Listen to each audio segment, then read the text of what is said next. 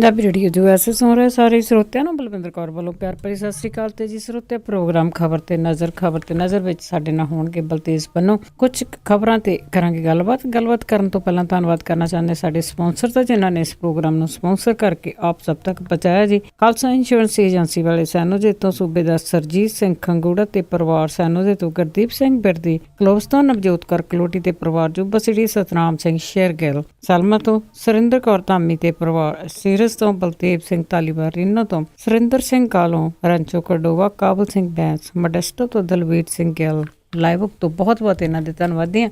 ਇਹਨਾਂ ਨੇ ਇਸ ਪ੍ਰੋਗਰਾਮ ਨੂੰ ਸਪਾਂਸਰ ਕਰਕੇ ਆਪ ਸਭ ਤੱਕ ਪਹੁੰਚਾਇਆ ਜੀ। ਸਾਡੇ ਨਾਲ ਜੁੜ ਚੁੱਕੇ ਨੇ ਬਲਤੇਜ ਪੰਨੂ ਜੀ। ਸਤਿ ਸ਼੍ਰੀ ਅਕਾਲ, ਸਵਾਗਤ ਹੈ ਜੀ। ਸਤਿ ਸ਼੍ਰੀ ਅਕਾਲ ਜੀ, ਧੰਨਵਾਦ ਜੀ, ਬਹੁਤ ਮਿਹਰਬਾਨੀ। ਅੱਜ ਦੀਆਂ ਖਬਰਾਂ ਦੇ ਵਿੱਚ ਸਭ ਤੋਂ ਪਹਿਲਾਂ ਆਪਾਂ ਗੱਲਬਾਤ ਕਰਦੇ ਹਾਂ। ਜਿਸ ਤਰ੍ਹਾਂ ਗੁਰੂ ਗ੍ਰੰਥ ਸਾਹਿਬ ਜੀ ਦੀ ਬੇਅਦਬੀ ਹੁੰਦੀ ਸੀਗੀ ਤੇ ਕੋਈ ਸਜ਼ਾ ਨਹੀਂ ਸੀ ਐਸੀ, ਤੇ ਹੁਣ ਕਹਿੰਦੇ ਕਿ ਬਿੱਲ ਪਾਸ ਹੋ ਗਿਆ ਗੁਰੂ ਗ੍ਰੰਥ ਸਾਹਿਬ ਦੀ ਬੇਅਦਬੀ ਕਰਨ ਵਾਲਿਆਂ ਨੂੰ ਉਮਰ ਕੈਦ ਦਾ। ਜੀ ਬਿਲਕੁਲ, ਐਕਚੁਅਲੀ ਇਹ ਜਿਹੜਾ ਜੀ ਦੋ ਜਿਹੜੇ ਅਹਿਮ ਪੱਖ ਨੇ ਉਹਨਾਂ ਤੋਂ ਪ੍ਰੇਰਿਤ ਹੈ, ਕਿਉਂਕਿ ਦੋ ਜਿਹੜੇ ਵੋਟ ਬੈਂਕ ਨੇ ਉਹ ਮੌਜੂਦਾ ਜਿਹੜੀ ਸੱਤਾਧਾਰੀ ਧਿਰ ਆ ਉਹਦੇ ਨੇ ਜੀ, ਇੱਕ ਕਿਸਾਨੀ ਤੇ ਦੂਸਰਾ ਪੰਥਕ ਵੋਟ ਜਿਹੜੀ। ਔਰ ਜੋ ਕੁਛ ਪਿਛਲੇ ਦਿਨਾਂ ਦੇ ਦੌਰਾਨ ਪੰਜਾਬ ਦੇ ਵਿੱਚ ਹੋਇਆ, ਜਿਹੜੇ ਗੁਰੂ ਗ੍ਰੰਥ ਸਾਹਿਬ ਦੀ ਬੇਅਦਬੀ ਵਾਲੇ ਮੁੱਦੇ ਦੇ ਉੱਤੇ ਉਹ ਤੇ ਘਿਰੀ ਰਹੀ ਹੈ ਸਰਕਾਰ ਜੀ। ਹਾਲਾਂਕਿ ਇਸ ਮਸਲੇ ਦੇ ਉੱਤੇ ਕੋਈ ਵਿਅਕਤੀ ਜਿਹੜਾ ਜੀ ਉਹ ਗ੍ਰਿਫਤਾਰ ਨਹੀਂ ਹੋ ਸਕਿਆ, ਔਰ ਜਿਹੜੇ ਗ੍ਰਿਫਤਾਰ ਕੀਤੇ ਗਏ ਸੀ ਉਹ ਛੱਡਣੇ ਪੈ ਗਏ, ਸਭ ਨੂੰ ਪਤਾ ਜੀ। ਤਾਂ ਹੁਣ ਇਹਦੇ ਉੱਤੇ ਜਿਹੜਾ ਜੀ ਵਾਪਸ ਆਉਂਦਿਆਂ ਹੋਇਆ ਇਹਦੇ ਉੱਤੇ ਕਿ ਕਿਸੇ ਤਰੀਕੇ ਦੇ ਨਾਲ ਉਹ ਵੋਟ ਬੈਂਕ ਜਿਹੜਾ ਜੀ ਉਹ ਪ੍ਰਾਪਤ ਕੀਤਾ ਜਾ ਸਕੇ, ਵਿਧਾਨ ਸਭਾ ਦੇ ਵਿੱਚ ਬਿੱਲ ਲਿਆਂਦਾ ਗਿਆ ਜੀ 295A ਜਿਹੜਾ ਜੀ, ਉਹਦੇ ਵਿੱਚ ਸੋਧ ਕਰ ਦਿੱਤੀ ਗਈ ਹੈ। 295AA ਜਿਹੜਾ ਜੀ ਇਹ ਹੁਣ ਹੋ ਗਿਆ, ਔਰ ਇਹਦੇ ਵਿੱਚ ਹੁਣ ਇਹ ਕਰ ਦਿੱਤਾ ਗਿਆ ਜੀ ਕਿ ਗੁਰੂ ਗ੍ਰੰਥ ਸਾਹਿਬ ਦੀ ਬੇਅਦਬੀ ਕਰਨ ਵਾਲੇ ਵਿਅਕਤੀ ਨੂੰ ਉਮਰ ਕੈਦ ਦੀ ਸਜ਼ਾ ਜਿਹੜੀ ਹੈ ਜੀ ਉਹ ਹੋ ਸਕਦੀ ਹੈ। ਇਸ ਤੋਂ ਇਲਾਵਾ ਜਿਹੜੀ ਕੋਈ ਚੀਜ਼ ਜਿਹੜੀ ਹੈ ਜੀ, ਜਿਹੜੀ ਪਵਿੱਤਰ ਕੋਈ ਜਿਹੜਾ ਗ੍ਰੰਥ ਹੈ ਜੀ, ਉਹਨੂੰ ਅਪਮਾਨ ਕਰਨ ਦੇ ਵਾਸਤੇ ਕੋਈ ਇਰਾਦੇ ਦੇ ਨਾਲ ਜਿਹੜਾ ਉਹਨੂੰ ਨਸ਼ਟ ਕਰਨ ਜਾਂ ਨੁਕਸਾਨ ਪਹੁੰਚਾਊਗਾ ਕੋਈ, ਤਾਂ ਉਹਦੇ ਤਹਿਤ ਉਹਨੂੰ 10 ਸਾਲ ਦੀ ਕੈਦ ਦੀ ਸਜ਼ਾ ਹੋ ਸਕਦੀ ਹੈ, ਜਿਹੜੀ ਕਿ ਪਹਿਲਾਂ 2 ਸਾਲ ਦੀ ਸਜ਼ਾ ਜਿਹੜੀ ਹੁੰਦੀ ਸੀਗੀ। ਜਿਹੜੀ ਵਿਰੋਧੀ ਧਿਰ ਹੈ ਜੀ ਉਹਦੇ ਵੱਲੋਂ ਇਹ ਲਿਆਂਦਾ ਗਿਆ ਮਤਾ, ਤਰਲੋਚਨ ਸਿੰਘ ਸੂੰਢ ਨੇ ਲਿਆਂਦਾ ਕਿ ਜਿਹੜੀ ਸ੍ਰੀਮਦ ਭਗਵਤ ਗੀਤਾ, ਕੁਰਾਨ ਸ਼ਰੀਫ ਤੇ ਬਾਈਬਲ, ਇਹਨਾਂ ਦੀ ਬੇਅਦਬੀ ਦੇ ਵਾਸਤੇ ਵੀ ਉਮਰ ਕੈਦ ਜਿਹੜੀ ਹੈ ਜੀ ਉਹ ਕੀਤੀ ਜਾਵੇ। ਤਾਂ ਜਿਹੜੀ ਸੱਤਾਧਾਰੀ ਧਿਰ ਸੀ ਜੀ ਉਹਨਾਂ ਨੇ ਕਿਹਾ ਇਹਦੇ ਉੱਤੇ ਜਿਹੜੀ ਜੀ ਨਹੀਂ ਲਿਆਂਦੀ ਜਾ ਸਕਦੀ, ਇਹ ਸਿਰਫ ਗੁਰੂ ਗ੍ਰੰਥ ਸਾਹਿਬ ਦੀ ਬੇਅਦਬੀ ਜਿਹੜੀ ਹੈ ਜੀ ਉਹਦੇ ਉੱਤੇ ਹੀ ਲਾਗੂ ਹੋਊਗਾ ਜੀ। ਤੇ ਅੱਗੇ ਆਪਾਂ ਪੰਜਾਬ ਦੇ ਵਿੱਚ ਮਨੁੱਖੀ ਅਧਿਕਾਰ ਕਮਿਸ਼ਨ ਦੀ ਗੱਲ ਕਰੀਏ, ਉਹਨਾਂ ਦਾ ਕੰਮ ਠੱਪ। ਐਕਚੁਅਲੀ ਜੀ ਜਿਹੜਾ ਕੇਸਾਂ ਦੀ ਇਹਨਾਂ ਦੀ ਸੁਣਵਾਈ ਪੰਜਾਬ ਰਾਜ ਮਨੁੱਖੀ ਅਧਿਕਾਰ ਕਮਿਸ਼ਨ ਦੇ ਵਿੱਚ ਜਿਹੜੀ ਹੁੰਦੀ ਸੀ ਉਹ ਠੱਪ ਪਈ ਹੈ ਜੀ ਪਿਛਲੇ ਕਈ ਮਹੀਨਿਆਂ ਤੋਂ। ਜਿਹੜੇ ਕਮਿਸ਼ਨ ਦੇ ਚੇਅਰਮੈਨ ਸਨ ਜੀ ਰਿਟਾਇਰਡ ਜਸਟਿਸ ਜਗਦੀਸ਼ ਭੱਲਾ, ਉਹ ਵੀ ਜਿਹੜਾ ਰਿਟਾਇਰ ਹੋ ਗਏ ਜੀ ਇਸ ਅਹਿਮ ਅਹੁਦੇ ਤੋਂ, ਔਰ ਸਰਕਾਰ ਨੇ ਉਹਨਾਂ ਦੀ ਜਗ੍ਹਾ ਦੇ ਉੱਤੇ ਕਿਸੇ ਹੋਰ ਨੂੰ ਲਾਉਣ ਦੀ ਖੇਚਲ ਹੀ ਨਹੀਂ ਸਮਝੀ ਜੀ। ਮੈਂਬਰਾਂ ਦੀਆਂ ਜਿਹੜੀਆਂ ਇਹ ਜਗ੍ਹਾ ਸੀਗੀਆਂ ਜੀ ਉਹ ਖਾਲੀ ਹੋ ਗਈਆਂ ਨੇ। ਕਮਿਸ਼ਨ ਦੇ ਜਾਂਚ ਵਿੰਗ ਦੇ ਮੁਖੀ ਦੀ ਜਿਹੜੀ ਜਗ੍ਹਾ ਉਹ ਨਵੰਬਰ ਤੋਂ ਖਾਲੀ ਪਈ ਆ, ਹੋਰ ਸਟਾਫ ਜਿਹੜਾ ਜੀ ਉਹ ਸਾਰੇ ਖਾਲੀ ਪਿਆ। 2.5 ਦਹਾਕਿਆਂ ਤੋਂ 25 ਸਾਲ ਤੋਂ ਬਾਅਦ ਇਹ ਪਹਿਲਾ ਮੌਕਾ ਜੀ ਜਦੋਂ ਇਹ ਜਿਹੜਾ ਮਨੁੱਖੀ ਅਧਿਕਾਰ ਕਮਿਸ਼ਨ ਹੈ ਉਹਦਾ ਕੰਮ ਬਿਲਕੁਲ ਜਿਹੜਾ ਜੀ ਉਹ ਠੱਪ ਹੋ ਗਿਆ, ਉੱਥੇ ਕੰਮ ਕਰਨ ਵਾਲਾ ਜਿਹੜਾ ਜੀ ਉਹ ਕੋਈ ਨਹੀਂ ਰਿਹਾ। ਸੁਪਰੀਮ ਕੋਰਟ ਦੀਆਂ ਜਿਹੜੀਆਂ ਹਦਾਇਤਾਂ ਨੇ ਉਹ ਇਹ ਕਹਿੰਦੀਆਂ ਨੇ ਕਿ ਕਮਿਸ਼ਨ 'ਚ ਅਸਾਮੀਆਂ ਜਿਹੜੀਆਂ ਉਹ ਖਾਲੀ ਹੋਣ ਤੋਂ 3 ਮਹੀਨੇ ਪਹਿਲਾਂ ਇਹਨਾਂ ਨੂੰ ਭਰਨ ਦਾ ਅਮਲ ਜਿਹੜਾ ਜੀ ਉਹ ਸ਼ੁਰੂ ਹੋਣਾ ਚਾਹੀਦਾ। ਕਮਿਸ਼ਨ ਦੇ ਸਾਬਕਾ ਮੈਂਬਰ ਜਿਹੜੇ ਨੇ ਪੰਜਾਬ ਤੇ ਹਰਿਆਣਾ ਹਾਈ ਕੋਰਟ ਦੇ ਰਿਟਾਇਰਡ ਜਸਟਿਸ ਬਲਦੇਵ ਸਿੰਘ ਦੇ ਅਹੁਦੇ ਦੀ ਮਿਆਦ 3 ਨਵੰਬਰ 13 ਨੂੰ ਪੁੱਗ ਗਈ ਸੀ, ਤੇ ਇੱਕ ਹੋਰ ਮੈਂਬਰ ਜਿਹੜੇ ਸੈਸ਼ਨ ਜੱਜ LR ਰੂਜ਼ਮ ਸੀਗੇ, ਉਹਨਾਂ ਤੋਂ ਅਗਲੇ ਦਿਨ 4 ਨਵੰਬਰ ਨੂੰ ਉਹ ਰਿਟਾਇਰ ਜਿਹੜੇ ਉਹ ਹੋ ਗਏ ਸੀਗੇ। ਤੀਜੇ ਮੈਂਬਰ PS ਗਰੇਵਾਲ ਜਿਹੜੇ ਸੀਗੇ ਉਹ 70 ਸਾਲ ਦੀ ਉਮਰ ਪੂਰੀ ਕਰਕੇ ਜਨਵਰੀ ਦੇ ਵਿੱਚ ਜਿਹੜਾ ਜੀ ਰਿਟਾਇਰ ਹੋ ਗਏ ਸੀਗੇ, ਤੇ ਇੱਕ ਮੈਂਬਰ ਬਲਜਿੰਦਰ ਸਿੰਘ ਠਾਕਰ ਜਿਹੜਾ ਜੀ ਉਹ 8 ਮਾਰਚ ਨੂੰ ਜਿਹੜਾ ਉਹ ਰਿਟਾਇਰ ਹੋ ਗਏ ਸੀਗੇ। ਸੋ ਇਹ ਆਲਮੋਸਟ ਸਾਰੀਆਂ ਜਿਹੜੀਆਂ ਅਸਾਮੀਆਂ ਸੀਗੀਆਂ ਜੀ ਉਹ ਇੱਕ ਇੱਕ ਕਰਕੇ ਜਿਹੜਾ ਜੀ ਉਹ ਰਿਟਾਇਰ ਹੁੰਦੇ ਗਏ, ਉਹ ਚਲੇ ਗਏ, ਔਰ ਅਜੇ ਤੱਕ ਜਿਹੜਾ ਜੀ ਉਹ ਸਰਕਾਰ ਨੇ ਇਹਦੇ ਉੱਤੇ ਕੋਈ ਬੰਦਾ ਕਿਹਨੂੰ ਲਾਉਣਾ ਇਹ ਨਹੀਂ ਦੱਸਿਆ ਜੀ। ਇਸ ਕਰਕੇ ਤਾਂ ਕੰਮ ਉਹਨਾਂ ਨੇ ਠੱਪ ਕੀਤਾ ਜੀ। ਤੇ ਅੱਗੇ ਆਪਾਂ ਹਰਿਆਣੇ ਦੀ ਗਵਾਂਢੀ ਸੂਬੇ ਦੀ ਗੱਲ ਕਰੀਏ, ਉੱਥੇ ਬਜਟ ਪੇਸ਼ ਪਰ ਕੋਈ ਨਵਾਂ ਟੈਕਸ ਨਹੀਂ ਜੀ। ਹਰਿਆਣੇ ਦੇ ਜਿਹੜੇ ਫਾਈਨੈਂਸ ਮਿਨਿਸਟਰ ਨੇ ਕੈਪਟਨ ਅਭਿਮਨਿਊ ਨੇ, ਉਹਨੇ 16-17 ਦਾ ਟੈਕਸ ਤੋਂ ਬਿਨਾਂ ਜਿਹੜਾ ਜੀ ਉਹ ਬਜਟ ਪੇਸ਼ ਕੀਤਾ। ਇਹ ਨਾ ਜੀ ਐਕਚੁਅਲੀ ਇੱਕ ਹੁਣ ਜਿਹੜੇ ਸੂਬੇ ਹੋ ਗਏ ਚਾਹੇ ਸੈਂਟਰ ਦੀ ਸਰਕਾਰ ਹੋ ਗਈ, ਉਹਨਾਂ ਨੇ ਇੱਕ ਨਵਾਂ ਜਿਹੜਾ ਨਾ ਜੀ ਇਹ ਸ਼ਗੂਫਾ ਜਿਹੜਾ ਲਿਆਂਦਾ ਪਿਛਲੇ ਕੁਝ ਸਮੇਂ ਤੋਂ, ਇਹ ਕਰਦੇ ਕੀ ਨੇ ਜੀ, ਜਿਹੜੇ ਬਜਟ ਪੇਸ਼ ਕੀਤਾ ਜਾਂਦਾ ਉਹਦੇ ਵਿੱਚ ਕੋਈ ਟੈਕਸ ਨਹੀਂ ਲਾਇਆ ਜਾਂਦਾ। ਜਦੋਂ ਬਜਟ ਜਿਹੜਾ ਪਾਸ ਹੋ ਜਾਂਦਾ ਉਸ ਤੋਂ ਬਾਅਦ ਜਿਹੜੇ ਉਹ ਟੈਕਸ ਨੇ ਲੋਕਾਂ ਦੇ ਉੱਤੇ ਥੋਪ ਦਿੱਤੇ ਜਾਂਦੇ ਨੇ। ਇਹ ਲੋਕਾਂ ਨੂੰ ਜਿਹੜਾ ਨਾ ਜੀ ਮੂਰਖ ਬਣਾਉਣ ਦਾ ਇਹ ਨਵਾਂ ਇੱਕ ਤਰੀਕਾ ਹੈ। ਤਕਰੀਬਨ ਜਿੰਨੇ ਸੂਬੇ ਨੇ ਉਹ ਇੱਕ ਦੂਜੇ ਨੂੰ ਉਸੇ ਤਰੀਕੇ ਦੇ ਨਾਲ ਹੁਣ ਫੋਲੋ ਕਰਨ ਲੱਗ ਗਏ ਨੇ। ਪਹਿਲਾਂ ਬਜਟ ਦੇ ਵਿੱਚ ਆਉਂਦੇ ਸੀਗੇ ਜਿਹੜੇ ਟੈਕਸ ਵਗੈਰਾ, ਉਹਨਾਂ ਦਾ ਵਿਰੋਧ ਹੁੰਦਾ ਸੀਗਾ। ਹੁਣ ਇਹ ਕਹਿ ਦਿੱਤਾ ਜਾਂਦਾ ਜੀ ਟੈਕਸ ਦੇਖੋ ਇਹ ਜਿਹੜਾ ਕਿਸੇ ਵੀ ਟੈਕਸ ਤੋਂ ਬਿਨਾਂ ਆ ਜੀ ਬਜਟ ਜਿਹੜਾ, ਔਰ ਮੁੜ ਕੇ ਉਹਦੇ ਉੱਤੇ ਜਿਹੜਾ ਜੀ ਤੁਸੀਂ ਦੇਖਣਾ ਅਗਲੇ ਮਹੀਨੇ ਤੋਂ ਫਿਰ ਟੈਕਸ ਤੋਂ ਬਾਅਦ ਜਿਹੜਾ ਟੈਕਸ ਉਹ ਲੱਗਣਾ ਸ਼ੁਰੂ ਹੋ ਜਾਊਗਾ। ਪੰਜਾਬ ਵੀ ਇਹੀ ਪ੍ਰੈਕਟਿਸ ਜਿਹੜੀ ਆ ਉਹ ਕਰ ਰਿਹਾ, ਹਰਿਆਣੇ ਨੇ ਵੀ ਇਹੀ ਕੁਝ ਜਿਹੜਾ ਜੀ ਕੀਤਾ। ਹਰਿਆਣੇ ਦੇ ਬਜਟ ਦੇ ਵਿੱਚ ਪਿਛਲੇ ਸਾਲ ਦੇ ਮੁਕਾਬਲੇ 28.4% ਵਾਧਾ ਦਰਜ ਕੀਤੇ ਜਾਣ ਦੇ ਨਾਲ ਬਜਟ ਜਿਹੜਾ ਜੀ ਉਹ 88 ਕਰੋੜ 781 ਹਜ਼ਾਰ ਦਾ ਜਿਹੜਾ ਜੀ ਉਹ ਬਣਦਾ, ਔਰ ਮਾਲੀ ਘਾਟਾ ਜਿਹੜਾ ਜੀ ਉਹ 1,22,000 ਜਿਹੜਾ ਜੀ ਉਹ ਕਰੋੜ ਦੇ ਕਰੀਬ ਦਾ ਹੈ। ਔਰ ਹਰਿਆਣੇ ਦਾ ਜ਼ਿਆਦਾਤਰ ਬਜਟ ਜਿਹੜਾ ਬਿਜਲੀ ਦੀ ਜਿਹੜੀ ਬਣਾਉਣ ਦੇ ਉਹਦੇ ਉੱਤੇ ਹੀ ਜ਼ਿਆਦਾ ਜਿਹੜਾ ਉਹ ਨਿਰਭਰ ਕਰਦਾ। ਵਿੱਤ ਮੰਤਰੀ ਨੇ ਜਿਹੜਾ ਇਹ ਬਜਟ ਜਿਹੜਾ ਜੀ ਉਹ ਪੇਸ਼ ਕੀਤਾ, ਉਹਦੇ ਵਿੱਚ ਉਹਨੇ ਇਹ ਗੱਲ ਜਿਹੜੀ ਆ ਜੀ ਆਖੀ ਹੈ ਕਿ ਉਹਦੀ ਸਾਲਾਨਾ ਯੋਜਨਾ ਜਿਹੜੀ ਆ ਉਹ ਪਿਛਲੇ ਸਾਲ ਦੇ ਨਾਲੋਂ 22.77% ਜਿਹੜੀ ਆ ਜੀ ਉਹ ਵੱਧ ਹੈ। 16-17 ਦੇ ਵਿੱਚ ਸੂਬੇ ਦੇ ਸਿਰ ਕਰਜ਼ੇ ਦਾ ਬੋਝ ਜਿਹੜਾ ਸੀਗਾ ਜੀ ਉਹ ਪਿਛਲੀ ਵਾਰੀ ਨਾਲੋਂ ਉੱਥੇ ਵੀ ਜਿਹੜਾ ਜੀ ਉਹ ਵੱਧ ਗਿਆ, ਔਰ ਜਿਹੜਾ ਇਹਨਾਂ ਦਾ ਵੀ ਜਿਹੜਾ ਪੈਸਾ ਬਹੁਤਾ ਹੈ ਉਹ ਵਿਆਜ ਦੇ ਉੱਤੇ ਜਾਂਦਾ। ਪਰ ਪੰਜਾਬ ਦੇ ਨਾਲੋਂ ਥੋੜ੍ਹਾ ਜਿਹਾ ਫਰਕ ਜਿਹੜਾ ਜੀ ਹਰਿਆਣੇ ਦਾ ਇਹ ਹੈ ਕਿ ਹਰਿਆਣੇ ਕੋਲੇ ਜਿਹੜੇ ਸੋਰਸ ਆਫ ਇਨਕਮ ਨੇ ਉਹ ਇੰਡਸਟਰੀ ਦੀ ਵਜ੍ਹਾ ਕਰਕੇ ਔਰ ਰਾਜਧਾਨੀ ਦੇ ਨਾਲ ਲੱਗਣ ਕਰਕੇ ਜਿਹੜਾ ਜੀ ਉਹ ਜ਼ਿਆਦੇ ਨੇ ਜੀ। ਤੇ ਅੱਗੇ ਆਪਾਂ ਗੱਲ ਕਰੀਏ ਸ਼ਰਾਬ ਦੇ ਮੁੱਦੇ ਉੱਤੇ ਸਦਨ ਦੇ ਵਿੱਚ ਤਿੱਖੀ ਬਹਿਸ, ਕਾਰੋਬਾਰੀ ਬਹਿਸ। ਇਹ ਆਪਣੇ ਆਪ ਦੇ ਵਿੱਚ ਜਿਹੜੀ ਹੈ ਨਾ ਜੀ ਇਹ ਵੱਖਰੀ ਖਬਰ ਇਸ ਪੱਖੋਂ ਹੈ, ਇਸ ਕਰਕੇ ਹੈ ਜੀ ਕਿ ਜਿਹੜਾ ਬਹਿਸ ਰਹੇ ਨੇ ਉਹ ਆਪ ਜਿਹੜੇ ਉਹ ਸ਼ਰਾਬ ਦੇ ਕਾਰੋਬਾਰੀ ਨੇ ਉਹਨਾਂ ਨੂੰ ਇਹੋ ਲੱਗਦਾ ਕਿ ਸਾਡਾ ਜਿਹੜਾ ਜੀ ਇਹ ਮਾਲੀਆ ਘਟ ਰਿਹਾ। ਬਲਬੀਰ ਸਿੰਘ ਸਿੱਧੂ ਹੁਰੀ ਤੇ ਦੂਜੇ ਨੇ ਜੀ ਜਿਹੜੇ ਕਾਂਗਰਸ ਦੇ ਨੇ, ਔਰ ਦੂਸਰੇ ਅਕਾਲੀ ਦਲ ਦੇ ਤਰਫੋਂ ਨੇ ਜੀ ਵੱਡੇ ਸ਼ਰਾਬ ਦੇ ਸਭ ਤੋਂ ਇੱਥੇ ਕਾਰੋਬਾਰੀ ਪੰਜਾਬ ਦੇ ਵਿੱਚ ਦੀਪ ਮਲਹੋਤਰਾ। ਇਹਨਾਂ ਦੋਨਾਂ ਦੀ ਜਿਹੜੀ ਬਹਿਸ ਸੀਗੀ ਉਹ ਵੇਖਣਯੋਗ ਰਹੀ। ਜਿਹੜੇ ਬਲਬੀਰ ਸਿੰਘ ਸਿੱਧੂ ਹੁਰੀ ਨੇ ਉਹ ਇਹ ਕਹਿੰਦੇ ਨੇ ਕਿ ਜਿਹੜੀ ਨਵੀਂ ਨੀਤੀ ਆ ਗਈ ਆ ਆਬਕਾਰੀ ਦੀ, ਇਹਦੇ ਨਾਲ ਕੁਝ ਲੋਕਾਂ ਦੇ ਉੱਤੇ ਕੇਂਦਰਿਤ ਹੋ ਕੇ ਰਹਿ ਜਾਊਗਾ ਸ਼ਰਾਬ ਦਾ ਜਿਹੜਾ ਉਹ ਕਾਰੋਬਾਰ, ਤੇ ਜਿਹੜੇ ਬਹੁਤੇ ਲੋਕ ਨੇ ਉਹ ਪਾਸੇ ਧੱਕ ਦਿੱਤੇ ਜਾਣਗੇ ਇਸ ਬਿਜ਼ਨਸ ਦੇ ਵਿੱਚੋਂ। ਉਹਨਾਂ ਨੇ ਇੱਥੋਂ ਤੱਕ ਕਹਿਤਾ ਜੀ ਕਿ ਉਹ ਸ਼ਰਾਬ ਬੰਦੀ ਦੇ ਵਾਸਤੇ ਜਿਹੜਾ ਜੀ ਉਹ ਲਿਆਉਣਾ ਚਾਹੁੰਦੇ ਨੇ ਬਿੱਲ ਜਿਹੜਾ ਵਿਧਾਨ ਸਭਾ ਦੇ ਵਿੱਚ, ਜਿਹੜੇ ਕਿ ਆਪ ਵੱਡੇ ਸ਼ਰਾਬ ਦੇ ਜਿਹੜੇ ਜੀ ਉਹ ਕਾਰੋਬਾਰੀ ਨੇ। ਤੋਤਾ ਸਿੰਘ ਹੋਰੀ ਵੀ ਇਹਦੇ ਵਿੱਚ ਸ਼ਾਮਲ ਹੋ ਗਏ। ਉਹ ਕਹਿੰਦੇ ਜੀ ਕਿ ਪੰਜਾਬ ਨੂੰ ਛੱਡੋ, ਪੰਜਾਬ ਦੀ ਸ਼ਰਾਬਬੰਦੀ ਆਪਾਂ ਕੀ ਕਰਨੀ ਹੈ, ਕਿਉਂਕਿ ਇਸ ਮੁੱਦੇ ਦੇ ਉੱਤੇ ਦੋਵੇਂ ਧਿਰਾਂ ਜਿਹੜੀਆਂ ਉਹ ਚੁੱਪ ਰਹੀਆਂ। ਬਲਬੀਰ ਸਿੰਘ ਸਿੱਧੂ ਹੋਰਾਂ ਨੇ ਆਖਿਆ ਜ਼ਰੂਰ, ਪਰ ਕਿਸੇ ਨੇ ਹਾਮੀ ਨਹੀਂ ਭਰੀ ਸ਼ਰਾਬਬੰਦੀ ਵਾਲੇ ਪਾਸੇ। ਤੋਤਾ ਸਿੰਘ ਹੋਰਾਂ ਨੇ ਕਿਹਾ ਕਿ ਜਿਹੜੇ ਜਿੰਨੇ ਵਿਧਾਇਕ ਨੇ ਉਹ ਸ਼ਰਾਬ ਛੱਡ ਦੇਣ, ਸਾਰੇ ਉਹ ਸਹੁੰ ਜਿਹੜੀ ਆ ਜੀ ਉਹ ਸ਼ਰਾਬ ਦੀ ਪਾ ਦੇਣ। ਉਹਨਾਂ ਨੇ ਇਹ ਵਿਚਲਾ ਜਿਹੜਾ ਸੀਗਾ ਉਹ ਰਾਹ ਕੱਢ ਲਿਆ ਕਿ ਜਿਹੜੀ ਵਿਕਣ ਦੀ ਗੱਲ ਹੈ ਉਹ ਉਸੇ ਤਰੀਕੇ ਦੇ ਨਾਲ ਵਿਕੀ ਜਾਵੇ।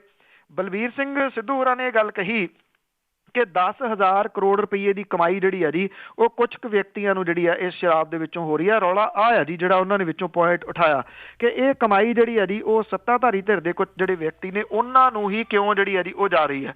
ਉਹਨਾਂ ਦਾ ਇਹ ਕਹਿਣਾ ਸੀ ਕਿ ਇਹ ਜਿਹੜੀ ਜੀ ਉਹਨਾਂ ਦਾ ਕਹਿਣ ਦਾ ਮਤਲਬ ਤਾਂ ਇਹ ਹੈ ਕਿ ਵੰਡਵੀਂ ਜਿਹੜੀ ਆ ਜੀ ਉਹ ਹੋਣੀ ਚਾਹੀਦੀ ਹੈ। ਉਹਨਾਂ ਨੇ ਜਿਹੜੇ ਦੀ ਦੋਸ਼ ਲਾਏ ਨੇ ਜਿਹੜਾ ਕਰ ਤੇ ਆਬਕਾਰੀ ਜਿਹੜਾ ਵਿਭਾਗ ਸੁਖਬੀਰ ਸਿੰਘ ਬਾਦਲ ਹੋਰਾਂ ਦੇ ਉੱਤੇ। ਉਹਨਾਂ ਨੇ ਇਹ ਗੱਲ ਕਹੀ ਹੈ ਕਿ ਕੁਝ ਲੋਕਾਂ ਨੂੰ ਇਹ ਜਿਹੜਾ ਜੀ ਦੇ ਦਿੱਤਾ ਗਿਆ ਕਿ ਉਹੀ ਕਮਾਈ ਜਿਹੜੀ ਆ ਉਹ ਕਰਨ। ਮੁੱਦਾ ਕਿਸੇ ਪਾਸੇ ਲੱਗਿਆ ਨਹੀਂ, ਪਰ ਇਹਨਾਂ ਜ਼ਰੂਰ ਹੈ ਜੀ ਕਿ ਲੋਕਾਂ ਨੂੰ ਜਿਹੜੀ ਹੈਰਾਨਗੀ ਜ਼ਰੂਰ ਹੋਈ ਕਿ ਜਿਹੜੇ ਇਸ ਕਾਰੋਬਾਰ ਦੇ ਵਿੱਚ ਲੱਗੇ ਹੋਏ ਨੇ ਉਹੀ ਬਹਿਸ ਜਿਹੜੀ ਆ ਉਹ ਕਰ ਰਹੇ ਨੇ ਜੀ। ਬਿਲਕੁਲ ਜੀ, ਉਹ ਦੇਖੋ ਲੋਕਾਂ ਨੇ ਚੁਣੇ ਹੋਏ ਆ ਤੇ ਬਹਿਸ ਕਿਹੜੀ ਗੱਲ ਤੇ ਕਰਦੇ ਆਪਣੇ ਕਾਰੋਬਾਰ ਲਈ।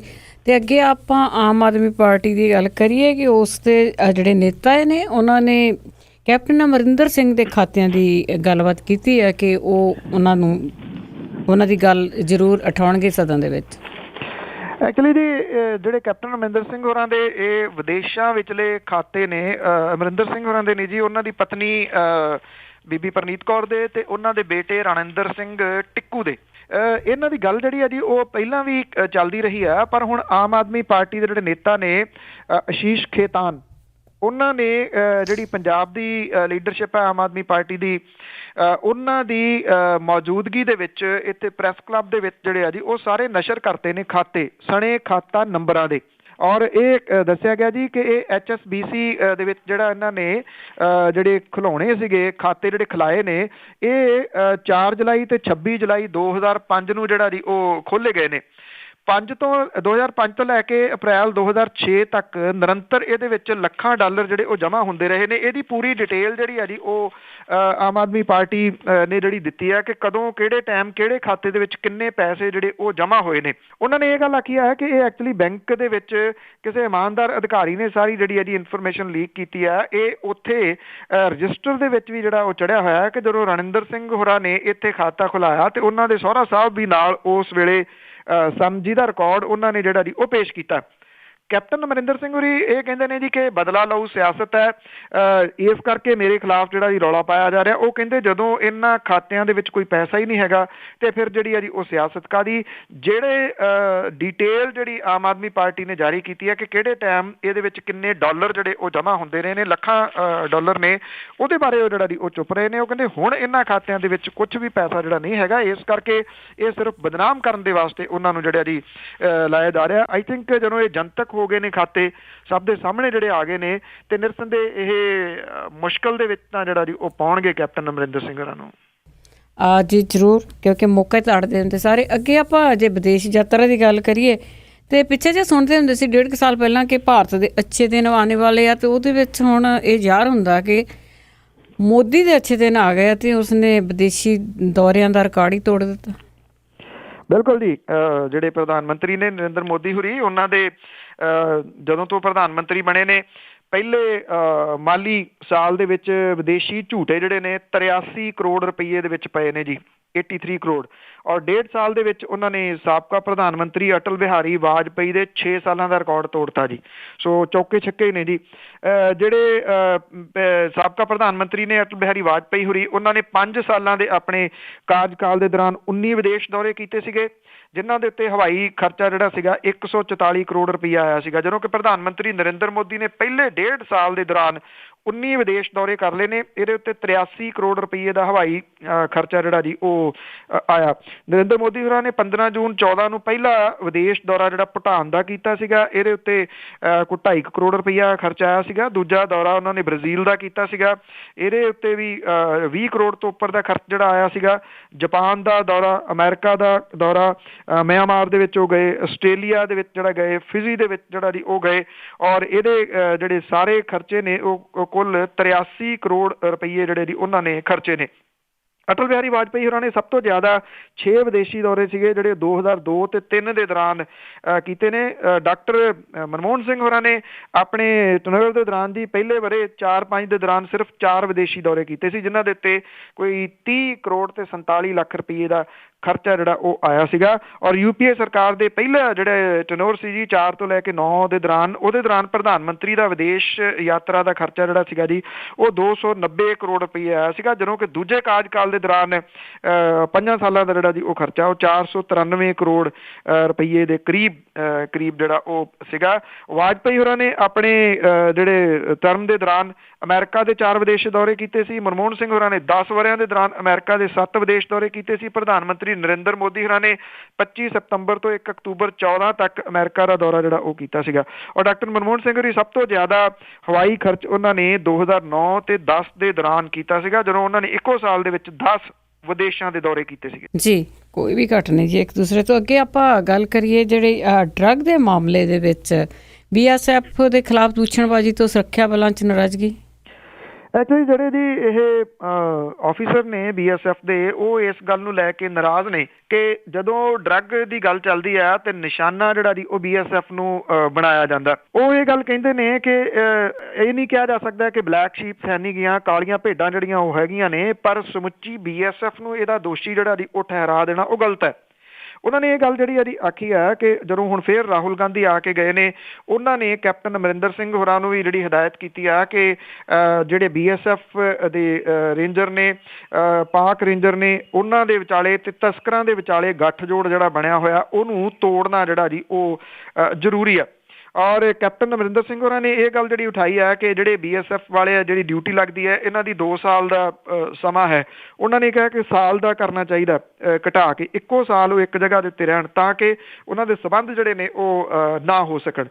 BSF ਦੇ ਜਿਹੜੇ ਅਧਿਕਾਰੀ ਨੇ ਉਹ ਇਹ ਕਹਿੰਦੇ ਨੇ ਕਿ ਜਾਂਬਾਜ਼ ਜਿਹੜੇ ਆਫਿਸਰ ਨੇ ਜਾਂ ਉੱਥੇ ਜਿਹੜੇ ਤਾਇਨਾਤ ਨੇ ਉਹ ਆਪਣੀ ਜਾਨ ਜਿਹੜੀ ਹੈ ਜੀ ਉਹ ਤਲੀ ਦੇ ਉੱਤੇ ਧਰ ਕੇ ਇੱਥੇ ਸਿਕਿਉਰਿਟੀ ਜਿਹੜੀ ਕਰਦੇ ਆ। ਜੇ ਕੁਛ ਲੋਕ ਇਹਦੇ ਵਿੱਚ ਸ਼ਾਮਲ ਨੇ ਤਾਂ ਉਹਨਾਂ ਨੂੰ ਜਿਹੜਾ ਜੀ ਫਾਈਂਡ ਆਊਟ ਕਰਕੇ ਉਹਨਾਂ ਨੂੰ ਸਜ਼ਾਵਾਂ ਜ਼ਰੂਰ ਜਿਹੜੀਆਂ ਹੋਣੀਆਂ ਚਾਹੀਦੀਆਂ ਨੇ, ਉਹਨਾਂ ਦੇ ਉੱਤੇ ਸ਼ਿਕੰਜਾ ਜ਼ਰੂਰ ਕੱਸੋ। ਪਰ ਉਹ ਕਹਿੰਦੇ ਜਦੋਂ BSF ਹੀ ਸਾਰੀ ਨਿਸ਼ਾਨੇ ਤੇ ਧਰ ਲਈ ਜਾਂਦੀ ਹੈ ਤਾਂ ਇਹਦੇ ਨਾਲ ਮਨੋਬਲ ਜਿਹੜਾ ਜੀ ਉਹ ਡਿੱਗਦਾ। ਜਿਹੜੇ ਉੱਥੇ ਪਹਿਰਾ ਦੇਣ ਵਾਲੇ ਨੇ ਉਹ ਇਹ ਕਹਿੰਦੇ ਨੇ ਸਾਨੂੰ ਬਦਨਾਮ ਤਾਂ ਕੀਤਾ ਹੀ ਜਾ ਰਿਹਾ, ਜਦੋਂ ਕਿ ਅਸੀਂ ਜਿਹੜਾ ਪਹਿਰਾ ਆਪਣਾ ਹੈ ਉਹ ਪੂਰੀ ਤਨਦੇਹੀ ਦੇ ਨਾਲ ਇਮਾਨਦਾਰੀ ਦੇ ਨਾਲ ਦਿੰਦੇ ਹਾਂ। ਇਹਦੇ ਵਿੱਚ ਕੋਈ ਵੀ ਜਿਹੜੀ ਪਾਰਟੀ ਹੈ ਜੀ ਉਹ ਘੱਟ ਨਹੀਂ ਹੈ। ਜੇ ਕਾਂਗਰਸ ਨਿਸ਼ਾਨਾ ਲਾਉਂਦੀ ਹੈ ਤੇ ਤੁਹਾਨੂੰ ਯਾਦ ਹੋਣਾ ਅਕਾਲੀ ਦਲ ਨੇ ਵੀ ਜਿਹੜਾ ਬੱਸਾਂ ਭਰ ਕੇ ਟਰਾਲੀਆਂ ਭਰ ਕੇ ਜਿਹੜਾ ਜੀ BSF ਦੇ ਵਿਰੋਧ ਦੇ ਵਿੱਚ ਪ੍ਰਦਰਸ਼ਨ ਕੀਤਾ ਸੀਗਾ। ਇਹ ਉਦੋਂ ਤੋਂ ਹੀ ਸਾਰਾ ਜਿਹੜਾ ਜੀ ਸ਼ੁਰੂ ਹੋਇਆ ਹੋਇਆ ਕਿ ਇੱਥੋਂ ਜਿਹੜੀ ਹੈ ਜੀ ਉਹ ਡਰੱਗ ਆਉਂਦੀ ਹੈ। ਸੋ ਸਵਾਲ ਤਾਂ ਉਹਨਾਂ ਦਾ ਜਿਹੜੇ ਸੀਨੀਅਰ ਆਫਿਸਰਸ ਨੇ ਉਹਨਾਂ ਦਾ ਜਾਇਜ਼ ਹੈ ਕਿ ਸਾਰਿਆਂ ਨੂੰ ਜਿਹੜਾ ਜੀ ਇੱਕੋ ਰਸੇ ਨਹੀਂ ਬੰਨਿਆ ਜਾ ਸਕਦਾ। ਬਿਲਕੁਲ ਜੀ, ਉਹ ਜਿਹੜੇ ਸੱਤਾਧਾਰੀ ਉਹ ਵੀ ਆਪਣੀ ਗੱਲ ਮਨਾਉਣ ਤੇ ਆਏ ਹੋਏ ਆ ਨਾ। ਅੱਗੇ ਆਪਾਂ ਗੱਲ ਕਰੀਏ ਸ਼ੇਰੇ ਪੰਜਾਬ ਦੇ ਜਿਹੜੇ ਦਾਦਾ ਤੇ ਪਿਤਾ ਦੀਆਂ ਜਿਹੜੀਆਂ ਸਮਾਧਾਂ ਆ ਉਹ ਖਤਰੇ ਦੇ ਵਿੱਚ।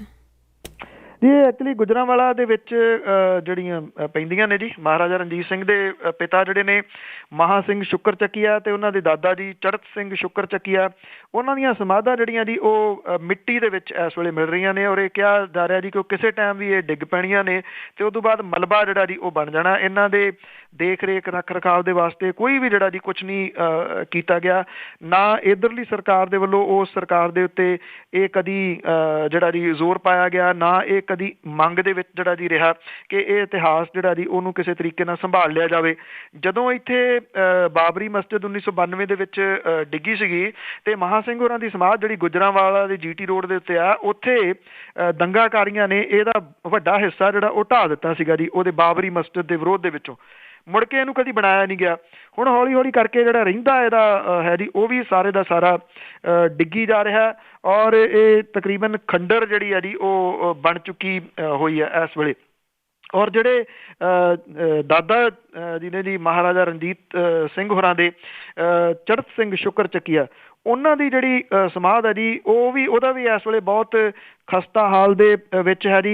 ਇਹ ਜਿਹੜੀ ਉਹ ਵੀ ਖੰਡਰ ਬਣ ਚੁੱਕੀ ਹੋਈ ਆ। ਇਹਦਾ ਥੋੜ੍ਹਾ ਜਿਹਾ ਹਿੱਸਾ ਜਿਹੜਾ ਜੀ ਉਹ ਬਚਦਾ, ਜਿਹਦੇ ਵਿੱਚ ਇਸ ਵੇਲੇ ਜਿਹੜਾ ਵਕਫ ਬੋਰਡ ਹੈ ਉੱਥੋਂ ਦਾ ਉਹਨੇ ਕਬਜ਼ਾ ਜਿਹੜਾ ਜੀ ਉਹ ਕੀਤਾ ਹੋਇਆ ਔਰ ਸਟੋਰ ਦੇ ਰੂਪ ਦੇ ਵਿੱਚ ਉਹਨੂੰ ਜਿਹੜਾ ਜੀ ਉਹ ਵਰਤ ਰਹੇ ਨੇ। ਜਿਹੜੇ ਦੇਖਣ ਵਾਲੇ ਨੇ ਉਹ ਇਹ ਕਹਿੰਦੇ ਨੇ ਕਿ ਇਹਨਾਂ ਦੇ ਉੱਤੇ ਕਦੀ ਦੀਵਾਨੀ ਜਿਹੜੀ ਹੈ ਜੀ ਉਹ ਨਹੀਂ ਲਾਈ ਗਈ। ਇਹ ਇੱਕ ਅਟਰੈਕਸ਼ਨ ਜਿਹੜੀ ਹੈ ਜੀ ਉਹ ਹੋ ਸਕਦੀਆਂ ਨੇ ਇਹ ਜਗ੍ਹਾਵਾਂ ਜਿਹੜੇ ਸੈਲਾਨੀ ਆਉਂਦੇ ਨੇ ਉਹਨਾਂ ਦੇ ਵਾਸਤੇ, ਪਰ ਇਸ ਪਾਸੇ ਵੱਲ ਕਿਸੇ ਨੇ ਧਿਆਨ ਨਹੀਂ ਦਿੱਤਾ। ਔਰ ਇਹ ਕਿਹਾ ਜਾ ਰਿਹਾ ਜੀ ਕਿ ਇਹ ਇਤਿਹਾਸ ਜਿਹੜਾ ਜੀ ਉਹ ਮਿੱਟੀ ਬਣਨ ਵੱਲ ਨੂੰ ਬੜੀ ਤੇਜ਼ੀ ਦੇ ਨਾਲ ਜਿਹੜਾ ਉਹ ਵੱਧ ਰਿਹਾ ਤੇ ਮੁੜ ਕੇ ਇਹ ਜਦੋਂ ਖਤਮ ਹੋ ਜਾਊਗਾ ਜੀ ਉਦੋਂ ਇਹਦੇ ਉੱਤੇ ਸੈਮੀਨਾਰ ਵੀ ਹੋਣਗੇ ਤੇ ਗੱਲਾਂ ਵੀ ਜਿਹੜੀਆਂ ਜੀ ਹੋਣਗੀਆਂ। ਪਰ ਅੱਜ ਇਹ ਕਿਹਾ ਜਾ ਰਿਹਾ ਜੀ ਕਿ ਇਹ ਤਕਰੀਬਨ ਸਮਾਪਤੀ ਵੱਲ ਨੂੰ ਆ, ਖਾਤਮੇ ਵੱਲ ਨੂੰ ਨੇ।